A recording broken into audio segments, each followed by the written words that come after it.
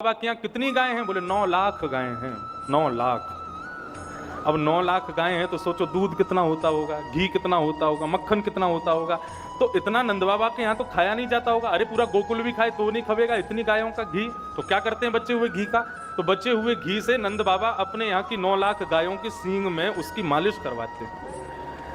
जब गैया निकलती है नंद भवन से तो उसके सींग को देख करके महाराज सूर्य भी चमकने लग जाते। सूर्य की चमकन से वो सींग मानो ऐसे लगते हैं जैसे मानो स्वर्ण हो। एक दिन एक गैया बैठी थी, ठाकुर जी गए और जाकर के उसका एक सींग पकड़ लिया। एक सींग ठाकुर जी ने पकड़ा, दूसरा सींग बलराम जी ने पकड़ा। अब दोनों ने गैया के सींग को घुमाना शुरू किया।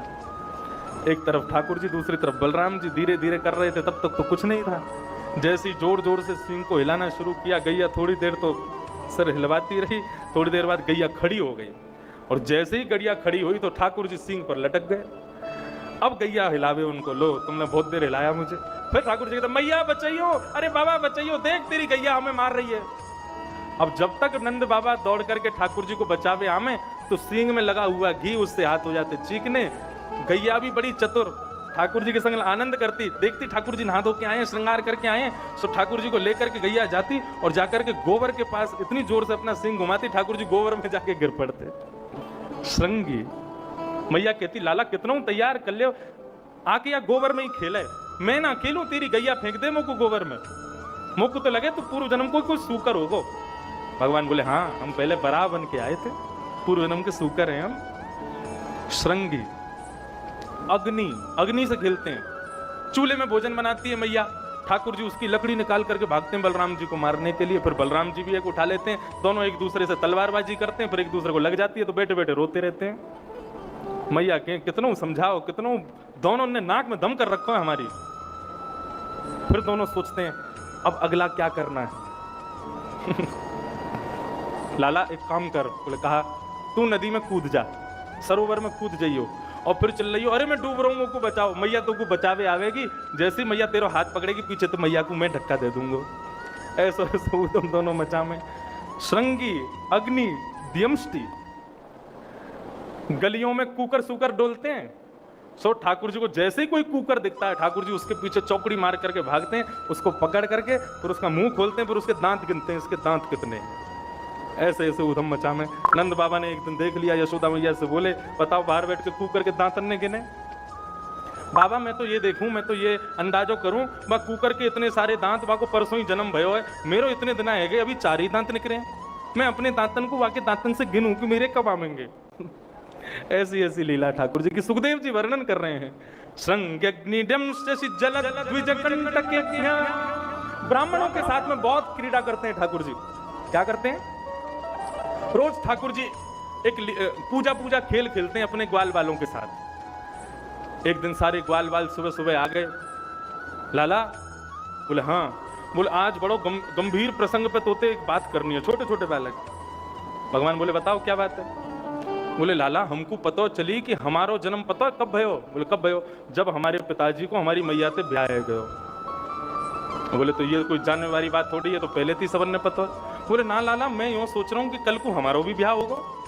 बोले हाँ ब्याह तो होगा, कौन ते होगा? बोले ये ना पता कौन ते होगा। लाला सुंदर सी बहू आ जाए। तो को कैसी बहू चाहिए? कन्हैया बोले मैं तो ऐसी बहू लाऊंगा जाए जेब में रख के गैया चरावे चलो जाए करूं, ऐसी बहू लेके आऊंगा। ग्वाल बाल बोले लाला एक काम करें, पूजा करें। काय बात की पूजा? बोले सुंदर बहू आ जाए या की पूजा। ध्यान रखियो मैया को ना पता चल जाए, नहीं तो बहुत मारेगी। दूध के दांत टूटे नहीं तो को ब्याह की पड़ रही है। लेकिन चल तेरा मनोरथ है तो पूरा करेंगे। सब ग्वाल वालों को लेकर के ठाकुर जी नंद भवन के पीछे चले गए और वहां सूखे पत्तों को इकट्ठा करके उनमें अग्नि लगा दी और सूखे पत्तों का चूरा आपस में बांट लिया। भगवान बोले अब जब मैं कहूं तब इसमें डालना और बोलना स्वाहा। बोले ठीक है। और ठाकुर जी बोले स्वाहा डालो। सारे बालक डाल रहे हैं। किसका यज्ञ कर रहे हैं? बोले सुंदर बहू आ जाए। यज्ञ पूरा हुआ, पूजा खेल हो गई ठाकुर जी की। उसके बाद भगवान का एक मित्र श्रीदामा बोला, बोले लाला यज्ञ तब तक पूरा ना मानो जाए जब तक ब्राह्मण आके यज्ञ को प्रसादी ना पाले, भोजन ना पाले। भगवान बोले तो ठीक है, ग्वाल वालों को सबको ब्राह्मणों को न्योता दे के आओ। ठाकुर जी ग्वाल वालों के संग गए और गोकुल में जितने ब्राह्मण देवता रहते हैं सबके घर पहुंच गए। सबके पांव छूमे ठाकुर जी, कहें आज हमारे यहाँ पूजा भई है, आपको भोजन पाने आनो है। ब्राह्मण को 3-4 चीज ही तो पसंद है। क्या क्या पसंद है ब्राह्मण को, सुन लो। भोजनांते शिव पूजांते संध्यांते त्रतैव च। 3 चीज पसंद है ब्राह्मण को। पहला, सुबह उठते ही स्नान करके तिलक लगा करके गायत्री करना, संध्या करना। संध्या बहुत प्रिय है ब्राह्मण को। 4 चीज प्रिय, पहली संध्या, दूसरी शिव आराधना, शिव पूजा। जब रुद्राष्टध्यायी का पाठ करता है ब्राह्मण, उसको बहुत सुख मिलता है। जब शंकर जी की आराधना करता है ब्राह्मण को बहुत सुख मिलता है। तीसरा, बढ़िया सुंदर 56 भोग वाली थाली, उसको यजमान बढ़िया बढ़िया पमा में, ये लो रोटी महाराज घी से तर, ये लो पनीर की सब्जी, ये लो मटर की सब्जी, ये लो चटनी, ये लो राजभोग, ये लो मोहन थार, और सब महाराज खवा में, ब्राह्मण बड़ा खुश हो जाता है। और चौथा, दक्षिणा। ये 4 चीजें ब्राह्मणों को बड़ी प्रिय हैं। ब्राह्मणों को भोजन अति प्रिय, और वो भोजन भी नंद भवन का भोजन साधारण नहीं है महाराज। नंद भवन में तो 56 भोग बनते हैं। छोटे छोटे कार्यक्रमों में इतनी सब्जी बनती है कि वो खाई नहीं जाती। सारे ब्राह्मणों को जब पता चली कि अरे नंद भवन में आज हमारा भोजन है, तो सबने अपनी पत्नियों से कह दिया आज भोजन मत बनाना। क्यों? बोले देखा नहीं नंद बाबा को लाला आयो कन्हैया आके बोल के गयो हमारे यहाँ आनो भोजन पावे के काजे। तो नंद भवन में तो देवी तुम जानो कितनों भोजन बने, या हमारे अभी से हम भूखे रहेंगे तब शाम को जाकर के इतनों खा पाएंगे जो नंद भवन की थाली हमसे खब जाए। और सुनो, तुम तो हमको नमक को पानी और दो। क्यों? नमक के पानी से और भूख लगेगी।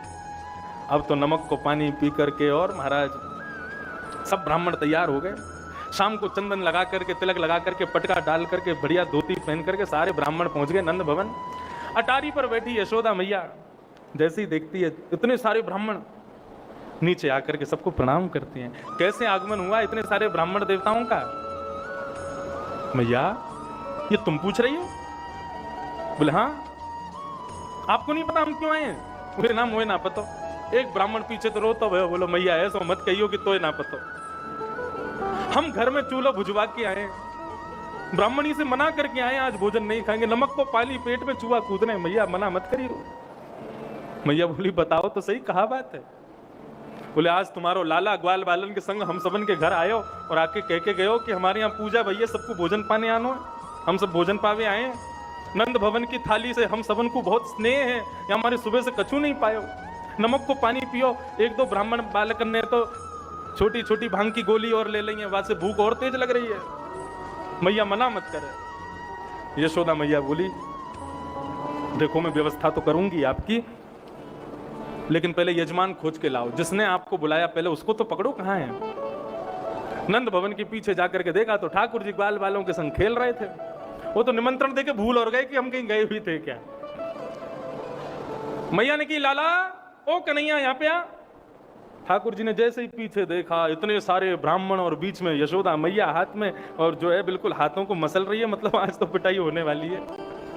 ठाकुर जी श्रीदामा मधुमंगल अपने मित्रों को पकड़े, बोले चलो मैं अकेलो ना पिटूंगा, तुम भी चलो मेरे संग। मधुमंगल बोलो क्यों? अनुष्ठान तेरा हो तो तू ही पिटेगा। बोले ये ब्राह्मणन को भोजन वालों सुझाव तेरा हो तो तू भी चल मेरे संग। सबको लेकर के भगवान पहुंचे। हाँ मैया बता, कहा भयो? ऐसे बन के गए जैसे कुछ नहीं पता। अच्छा लाला ये सब कौन है? मुझे ना पता, मैं तो पहली बार देख रहा हूं इन्हें।